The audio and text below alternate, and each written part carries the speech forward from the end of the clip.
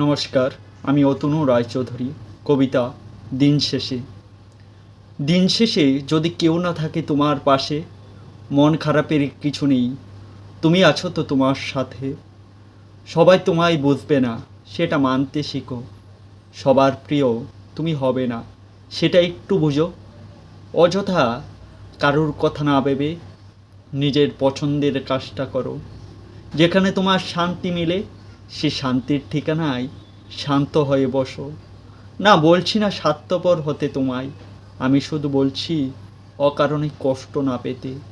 কী হবে বলো বুকের ভিতর কষ্ট জমিয়ে রেখে? বেকারত্ব, ভালোবাসা কিংবা পারিবারিক সমস্যা। মানুষ মূলত এই তিন কারণেই মন খারাপে আটকে থাকে। তারপর সৃষ্টি হয় শারীরিক সমস্যা। তবু কি কারোর কিছু যায় আসে? জীবন একটাই, উপভোগ করো। কারোর ক্ষতি না করে প্রাণ খুলে হাসো, কারোর ক্ষতি না করে নিজের মতো করে বাঁচো।